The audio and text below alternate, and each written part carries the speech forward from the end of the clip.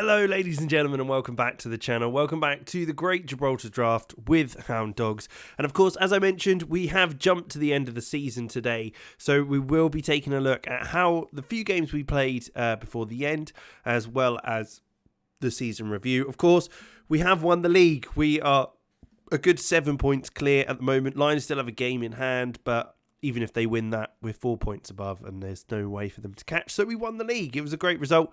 In the end, we did have a couple of tricky games, but we will show you that now and how we got on. So our first game back in the league was against Magpies, and we got absolutely battered. It wasn't a game for us, that's for sure. They took the lead in the first half, in the first 15 minutes, and doubled that not long after, in fact, only 3 minutes later, when they came forward once again. Philonge Bassin into Sergio Gil, who looked for the ball over the top for Apaya Forreston to get a second of the game. Now, we do have somewhat of an excuse. We did have a couple of players really jaded and tired, and I didn't really want to risk them getting injured or anything like that. So we played a very rotated side, especially defensively. We were playing a few of the younger boys who haven't played much this season, so you can probably tell that from some of the goals that we've conceded in today's game. We also had a sending off late on, which was just before the last 2 goals as well. So it wasn't ideal, but we certainly and didn't give ourselves the best of light, but in the end it was 5-0 and we lost that one. We did manage to bounce back though against a good Lincoln side, winning 1-0. We had a full strength side back in, and Romero's ball over the top found Dungala to give us the 1-0 win. We then played the game that won us the league against Europa Point, who are bottom of the league. It was Pereira de Sá with a lovely free kick to get the goal initially, and then late on in the game, in the 89th minute, we did get a second. Keita with the goal there to make it 2-0 and winning us the trophy. And finally, the last game of the season, we did lose. Didn't really matter, so we played again a rotated side. They scored a penalty initially in the first half, and then not long into the second they got a second. Maguire coming down that left hand side into McManus, whose ball at the back post found Emran, but it ended 2-0, and that was the end of the season. And there you have it. That was what happened over the last few games of the season since our loss to Qarabag. They did, in fact, lose, I think it was 6-1 to Valencia in the end, in the semi-final. Well, it was 8-1 on aggregate, so they got absolutely demolished. So I'm kind of glad we didn't get through, because we'd have probably been a bit embarrassed by that. But looking at the side, we've got, going into next season, there are a few things we're going to have to look at. We've got a few players that will be coming in and leaving us. Adil Elheimer is one of those players that will be joining us. 18 years old. He'll be in the under-23. So I am looking at more under 18-year-old players for the under-23s now, rather than the older lot, and slowly rotating them in and removing some of the players who are already in there. We've got a lot of players, and we probably need to start looking at getting rid of a few of them where we can, especially now the season's over. And similarly, there's a bunch of Gibraltar players from our academy who probably just aren't ever going to be good enough. So I'm going to have to start looking at maybe getting rid of a few of those guys as well, just so we can kind of cut down on those players. And how things go with that. Callum Kessie, though, which was quite a nice surprise. He's played 2 games for Gibraltar, so he's changed nationality. He's playing for Gibraltar, got a goal as well on his debut, so that's good to see. Always nice to see him getting some game time for Gibraltar. Otherwise, that is probably it. I don't think Bobby Carroll's managed to get a game yet, no, but he has gone over to the Gibraltarian national side. But with that said, that is probably our limit as to kind of what we can do. I will be continuously trying to get development in the youth recruitment side and junior coaching, but it's just a case that the board don't want us to, and it takes time for us to get that sorted. But another Gibraltar National League to add to that cups. Hopefully next season we'll be a bit better in the cups as well, as we didn't win any of those. But we're in the Champions League again next year. We'll probably, when it comes to it, we'll probably just jump straight through to a group stage, whatever that may be, if we do get there. Just so we can kind of speed things up a little bit compared to this year, which was our first time. So we wanted to kind of run through it together. But with that said, let's jump into the season review, see how we got on, what the board thought of any of our moves and that sort of thing. There you go, confirmation that Lions finished on 45 points. We were on 49. We got the win, even though we had a couple of dodgy games at the end there. Gustav Grubb also being sent off or fined and booked and whatever. Amundsen Day has been not turning up for training for a couple of times now, which is a bit disappointing because I was kind of hoping that he'd be someone who's pretty decent at that defensive midfield role. But we've had a lot of players who are kind of upset with their playing time, wanting to play a bit more. So that is something we'll have to get a proper look at next season. Like I say, maybe move some players on if they're not getting the time that they need. But here we go. End of season review, 24-25 season, winning the league. So a win in a competition, which is always nice to see. But first up, we can take a look at Dane Murray. He was the guy that I mentioned previously that I haven't shown you since. He's come in. He's been very good for us at centre-back. 9 gate appearances because he came in January. He couldn't play for us in Europe, but next season, absolutely will be. He's going to be one of our solid centre-backs.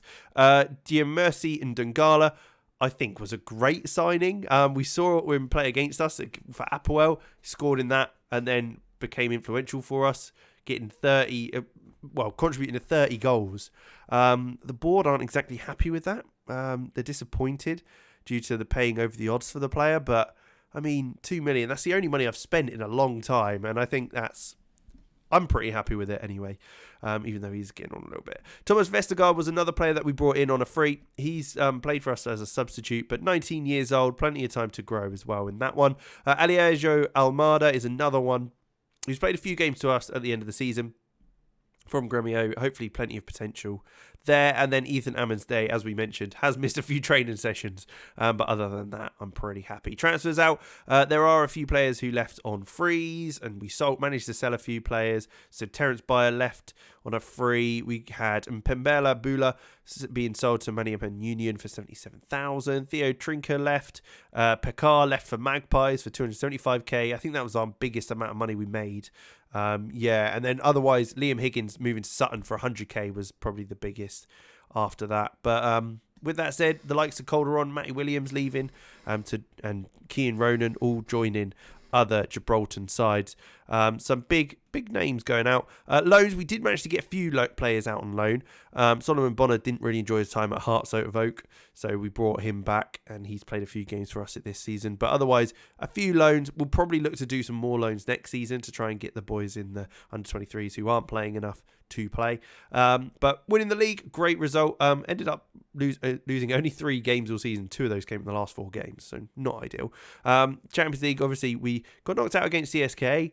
We did all right against them, I'll be honest. I think we did okay, all things considered. Knocked out of the Europa Cup as well in the group stage, finishing 3rd, which, to be fair, we could have even got to the knockouts of that. But Europa Conference League, we got to the quarterfinals, which I'm pretty damn happy with. Pepe Reyes Cup, we got knocked out in the first round, which isn't great on penalties.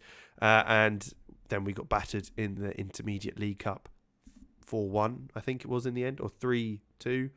But yeah, improvements will come next season, I'm sure. Our biggest win was a 5-0 win against Red Star, an absolutely incredible result. Match to remember was the Champions League match against Apoel. I think that was maybe our first game in the Champions League. And then, of course, goal of the season goes to Marlos for his strike against College 75. With that, we can also see that we have got some more sponsorship deals, annual revenue coming in, 13 million, 135,000 in broadcast, which is great from Europe. Corporate and hospitality's gone up. Competition prize money's gone up, obviously, from Europe. Matchday commercial and retail has gone down by a good chunk, actually, which is a bit of a shame. But we have got some new deals, so that's good to see. Hopefully, we'll slowly increase there. Total merchandise sales, 6.77k, 677k from abroad, which hopefully will also increase at some stage. Salah, Silva, Koch and Wisdom at the back was the back 4, and Goldstuff in goal was the back 5 that we used the most. Dira Suba, Pereira de Sá, Michael in the midfield, which I'd agree with. And then again, going forward, Maximiliano Romero, Graziano Pella with 20 goals and 5 assists this season in 29 games is not bad at all. And then Dungala, as we said earlier, also performed very well. So I'm very happy with that. Accolades, we can see fans player of the season was Dungala. totally agree. Gulstorf, very good as well. Young Player of the Year in goal. And Dungala got signing of the season, as you'd expect. Goal of the season, as we saw, Marlos, top goal scorer, 20 with Pella. Most assists, 17 from Dungala. Player of the Match awards and average rating goes to Pella as well. And most passes completed in 90 minutes was Abdoulaye Keita. A few records broken as well, by the looks of things. Maximiliano Romero being most goals by a player in a league match, which is a hat-trick. Most assists in a season on Dungala. Most clean sheets, Gulstorf. Most player of the match awards in a season, Pella. Worst discipline was Waldenberg, 8 yellow cards and 2 red, so that's interesting to see. Most league appearance by a player, Jean-Christophe Baerback, so he's longest appearance maker, which is impressive. Mostly goals by a player, 36 by Maximiliano Romero. And Dungala got the highest fee paid, as well as Graziano Pella being the oldest scorer. And I can't imagine anyone beating that anytime soon. No competition awards, but I have to say, I think we've done pretty well. And that is it. So it's a short episode today because I just wanted to kind of wrap things up for the season, show you the season review, all of that stuff. We won the league, which is great. Superb season for the Dogs as they claimed their second successive title to back up their preseason credentials. Hopefully we can make that a third season in a row, and next season we'll be looking at a few more players and that sort of thing. But like I say, we'll come back at a group stage if we're in Europe. If not, I'll obviously be able to show you kind of how we got to that point. But with that said, thank you very much for watching. Make sure you leave a like, subscribe to the channel, leave a comment down below how you think we'll get on next season and maybe where you think we need to improve. But with that, I'll see you in the next one.